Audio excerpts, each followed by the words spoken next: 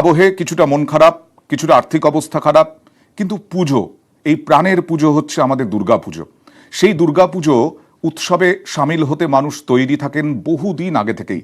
এবারেও মানুষ তৈরি, তবে কোভিড বিধি মেনে, স্বাস্থ্যবিধি মেনে, করোনার থেকে যাতে বাঁচিয়ে রাখা যায় করোনাকে, অর্থাৎ পাশে সরিয়ে রাখা যায়, সেই কারণে অর্থাৎ করোনাকে এড়িয়ে কোনোভাবে উৎসবে কি মাতা যায়, এই নিয়েই এখন চলছে জল্পনা। বহু ক্ষেত্রে বিভিন্ন মণ্ডপে এখন ভিড় মানুষের, কিন্তু হাইকোর্টের যে নির্দেশ, সেই নির্দেশে ভিড়ে থমকে দাঁড়িয়েছে ভিড়। আমরা সরাসরি চলে যাব জেলায়, বিভিন্ন জায়গা থেকে রয়েছেন আমাদের প্রতিনিধিরা। আসানসোলে রয়েছেন শরদিন্দু, দুর্গাপুরে রয়েছেন জয়ন্ত এবং দক্ষিণ 24 পরগনার রামচন্দ্রপুরে রয়েছেন আমাদের আরেক প্রতিনিধি অর্পণ। আমি প্রথমে একটু আসানসোলে যেতে চাই। আসানসোলে যা দুর্গাপুজো আমরা এর আগে দেখেছি, প্রত্যেকটি জায়গাতেই ভিড় হয়েছে। এবার এই স্বাস্থ্যবিধি এবং হাইকোর্টের নির্দেশ দুটো মিলিয়ে উদ্যোক্তারা এখন কি ভাবছেন?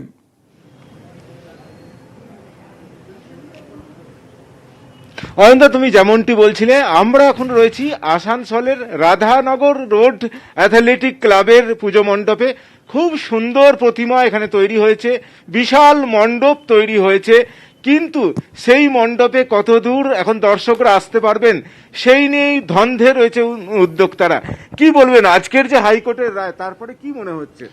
দেখুন, এটা পুরোপুরি সরকারি যেটা নিয়ম অনুসারে আমরা তো ওগুলোকে ফলো করে চলবো, এটা আমরা শুরু থেকে ঠিক করে রেখেছি।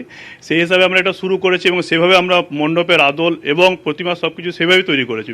আমরা আমাদের এবছরে যে পুজো আছে তার একটা, আমরা যেহেতু প্রত্যেক বছর আমরা একটা থিম তৈরি করি, তো এবছরের নাম দিয়েছি, এটা দিয়েছি পুরনো ঘরানায় ঝলমলে আলো আমাদের সাবেকি প্রতিমা। আপনারা দেখতে পাচ্ছেন সরকারি নিয়মে যে বলেছিল আমাদের একটু ওপেন এয়ারই করতে হবে, সেভাবে বানিয়েছি।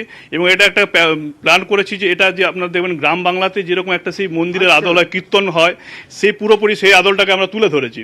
তার সাথে চারিদিকে আমরা একটা দীপাবলির আলো এবং তার সাথে এমন এক সুন্দর প্রতিমা তৈরি করেছি যেটা মনে হয় আমার এই এর মধ্যে অনেক সুন্দরভাবে প্রতিটা মানুষকে আমরা মনোরঞ্জন করতে পারবো। বাকি সরকারি যেসব রুল কানুন আসবে আমরা সমস্ত কিছু পালন করে আমরা পুজোটাকে চেষ্টা করবো এবং সমস্ত জানতে চাইবো তোমার কাছ থেকে একটু, যদি ক্যামেরা ঘুরিয়ে দেখানো সম্ভব হয়, যে মুখ্যমন্ত্রী পরামর্শ দিয়েছিলেন যে হয় ছাদ রাখুন মণ্ডপের, দেওয়াল রাখবেন না, দেওয়াল রাখলে ছাদ রাখবেন না। এখানে মনে হচ্ছে দেওয়াল নেই মণ্ডপের, যেটা উনি বললেন যে পুরনো দিনের মন্দিরের আদলে বানানো হয়েছে, তার মানে দেওয়াল নেই।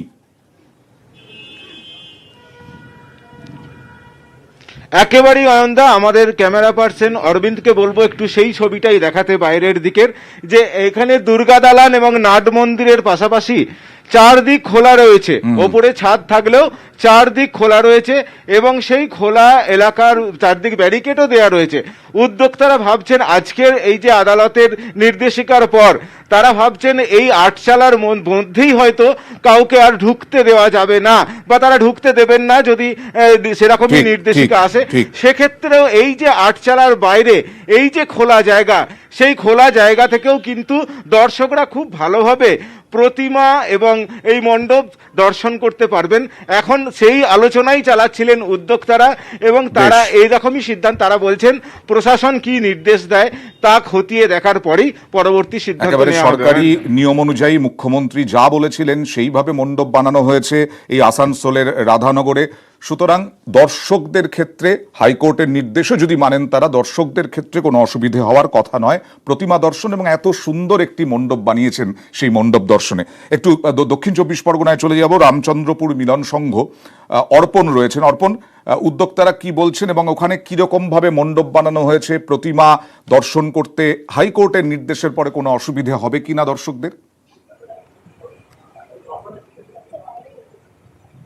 একদম তোমাকে দেখাবো যে আমি যেখানে রয়েছি, এটা এলাচি রামচন্দ্রপুর মিলন সংঘ। এখানে যে দূরত্বটা রয়েছে প্রতিমা থেকে, এই দূরত্ব প্রায় 7 মিটার, এবং যারা দর্শনার্থী আসছেন তারা কিন্তু এই 7 মিটারের বাইরেই তাদেরকে থাকতে হবে। এবং যেমন শরবিন্দু বলছিল, তোমাকে একটু দেখাবার চেষ্টা করব যে এর বাইরে যে মঞ্চটা যে করা হয়েছে প্যান্ডেলের সামনে, সেটার চারদিক ঘেরা রয়েছে এবং তার উপরটা, তার মাথা কিন্তু সম্পূর্ণ ফাঁকা। দর্শকরা আসবেন তারা এসে এই মন্দিরের গেট পর্যন্ত আসতে পারবেন এবং সেখান থেকে তারা প্রতিমা দর্শন করে তারা ফিরবেন। এবারে তার পাশাপাশি পুজো উদ্যোক্তা যারা রয়েছেন তারা কিন্তু কঠোরভাবে সিদ্ধান্ত নিয়েছেন রাজ্য সরকারের সমস্ত বিধি, যে স্বাস্থ্য দপ্তরের যে বিধি রয়েছে এবং হাইকোর্টের আজকের রায়ের পরে তারা কি ব্যবস্থা নেবেন। আমাদের সঙ্গে সঞ্জয় দা রয়েছে। সঞ্জয় দা, কি কি ব্যবস্থা নিচ্ছেন এই রায়ের পর?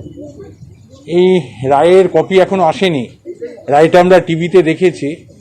তবে একজন সচেতন নাগরিক হিসেবে আমরা তো সবসময় যে মহামান্য আদালত যে রায় দিয়েছেন তার মান্যতা দেবার আমরা চেষ্টা করছি।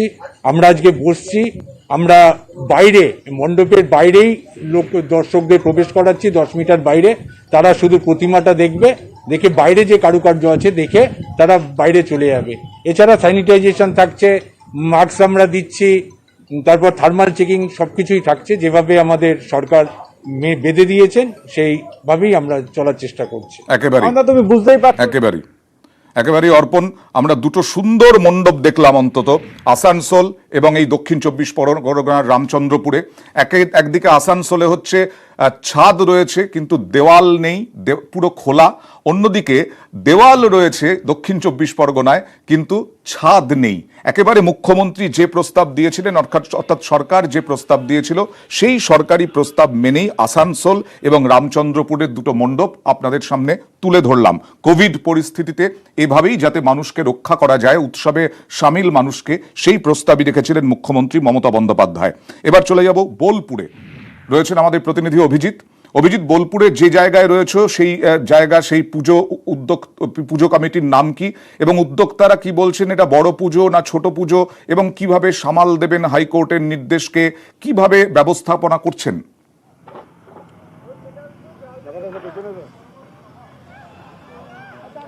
অয়ন, এটা হচ্ছে বীরভূম বোলপুরের একদম শান্তিনিকেতনের খুব কাছে মিশন কম্পাউন্ডে। এটা অত্যন্তই বড় পুজো এবং এই Bolpur athletic and cultural association, তারা 37 বছরের পুজো, বলা যেতে পারে একটা বড় মাঠ।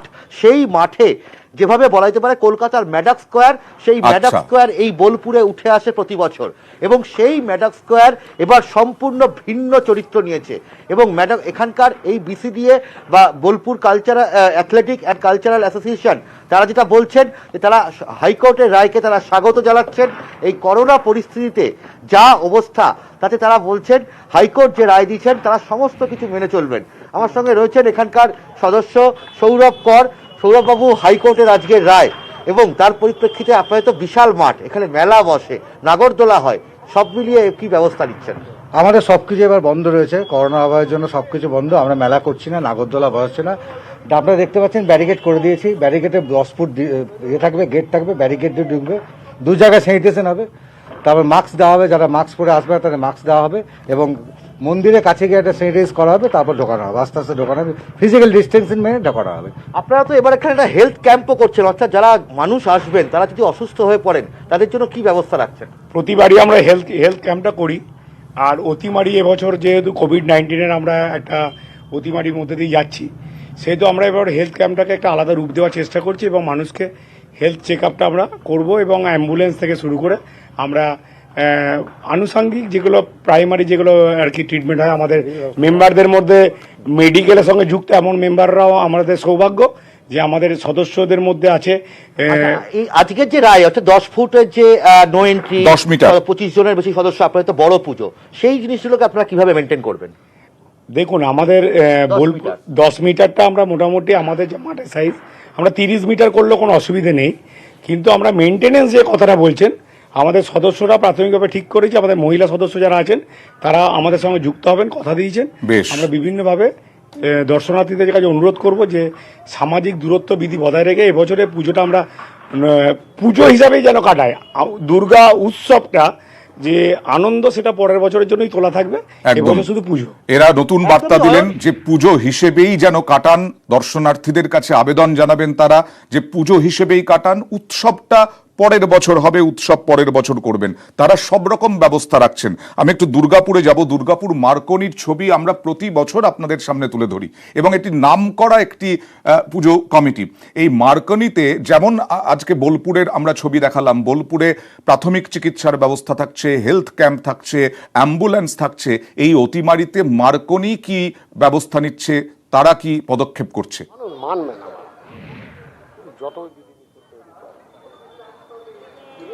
অরিন্দা, মার্কনি দক্ষিণ পল্লী বিড়ম্বনায় পড়েছে। একদম মণ্ডপ শেষ হয়ে গেছে, আগামীকাল উদ্বোধন হওয়ার কথা, কিন্তু গতকাল থেকে প্রচুর মানুষ এসে ভিড় করছে মণ্ডপ এবং প্রতিমা দেখতে। আচ্ছা, আলো ঝলমল চারদিকে পরিবেশ এবং যে উৎসবের পরিবেশ সেটা কিন্তু দেখা যাচ্ছে। কিন্তু আজকে যখন উচ্চ আদালত যে নির্দেশ দিয়েছে যে যেভাবে পুজোর পালন করতে হবে, অর্থাৎ 10 মিটার, বড় পুজোর ক্ষেত্রে 10 মিটার দূরত্ব থেকে যে কন্টেইনমেন্ট জোন বলা হচ্ছে তার বাইরে থেকে দেখতে হবে, এই নির্দেশ পাওয়ার পরই কিন্তু একটু সমস্যায় পড়ে গেছে পুজো উদ্যোক্তারা। কেননা এদের মণ্ডপের ভেতরে ঢুকে ভেতরের কারুকার্য দেখে, মণ্ডপের ভেতরের থেকে দুদিকে দুটো গেট আছে, সেখান দিয়ে বেরোবার পথ ছিল। এই নির্দেশ মানতে হলে ভেতরে আর ঢোকা যাবে না। কিভাবে এই সমস্যার সমাধান করবেন উদ্যোক্তারা আছে আমাদের সঙ্গে, আমি একটু কথা বলে নেব। কিভাবে এটা আপনি সমাধান করবেন আপনারা? উচ্চ আদালত যে রায় দিয়েছে সেটা আমরা জানতে পেরে সত্যি আমরা খুব বিপাকে পড়েছি। আনুষ্ঠানিক যদিও আমাদের উদ্বোধন হচ্ছে আগামীকাল, কিন্তু গতকাল থেকে যেহেতু আমাদের এই মার্কনি দক্ষিণ পল্লী পুজো হচ্ছে জেলার সেরা পুজো, প্রতিবারে আমরা শিরোপা পাই, খুব বড় পুজো, সেহেতু গতকাল থেকেই আমাদের পুজো প্যান্ডেলে প্রচুর মানুষ ভিড় সমাগম হয়েছে। আমরা এই কিছুক্ষণ আগে উচ্চ আদালতের যে রায়, সেই রায় পাওয়ার পরে আমরা আপাতত এখন দর্শন করা বন্ধ করে দিয়েছি, আমরা আটকে দিয়েছি। জয়ন্ত, আমার একটা প্রশ্ন ছিল।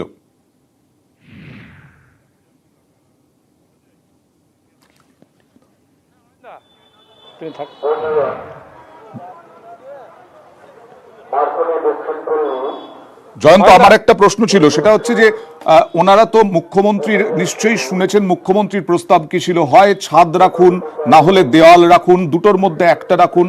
আজকে আমরা কিছুক্ষণ আগেই যেটা দেখলাম আসানসোল এবং রামচন্দ্রপুরের ক্ষেত্রে, তাদের কিন্তু কোনো অসুবিধে হচ্ছে না, কারণ তারা কেউ মণ্ডপের ছাদ রেখেছেন, কেউ দেওয়াল রেখেছেন।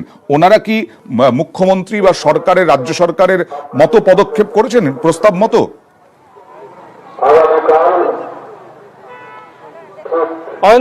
সেটা আমরা উদ্যোক্তাদের কাছে জেনে নেবো। তবে তোমাকে আগেই বলে দিই, এরা যে মণ্ডপ করেছে, মণ্ডপের কিন্তু যেরকম আগেই সাধারণত হতো, মণ্ডপের ভেতরে কারুকার্য দেখা এবং চারদিকে দেওয়াল মানে পুরোটাই ঢাকা, কিন্তু দুটো বড় বড় গেট এরা করেছিল বাহির পথের জন্য, যে কিন্তু ছাদ এদের রয়েছে এবং পাশে দেওয়ালও ছিল। দেওয়ালটা অনেকটা বড় গেট করেছিল যাতে বেরিয়ে যেতে পারে, সে নিয়ে কিন্তু প্রশ্নও দেখা দিয়েছিল। তো যবে আসানসোল দুর্গাপুর পুলিশ কমিশনারের যে সিপি উনি এসে ছাড়পত্র দিয়েছিলেন, কিন্তু আজকের যে উচ্চ আদালতের নির্দেশ পাওয়ার পরে এরপরে এরা একটু সমস্যায় পড়েছে। এই সমস্যাটাই কাটাবে কি করে সেই নিয়ে আলোচনা করছে এরা, যে আপাতত দর্শকদের প্রবেশ নিষিদ্ধ করা হয়েছে।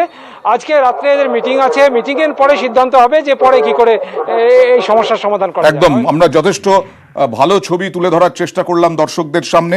শরদিন্দু, জয়ন্ত, অভিজিৎ, অর্পণ, তোমাদের সবাইকে ধন্যবাদ। একটু পরে ফিরে আসছি বিরতির পর পুজো সংক্রান্ত অন্যান্য খবর নিয়ে।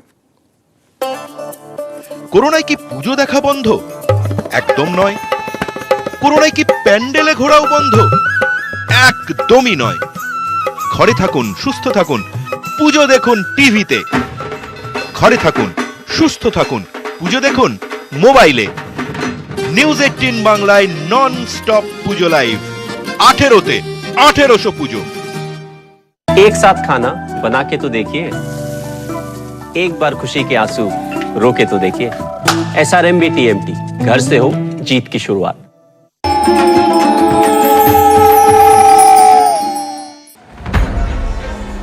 সারাদিন ব্যস্ত। তৃতীয়াতেই তুঙ্গে উৎসবের উন্মাদনা, পিছিয়ে নেই জেলা শহরগুলিও। ঘরে বসেই জেলার বিভিন্ন পুজোর ঝলক দেখুন নিউজ 18 বাংলায়।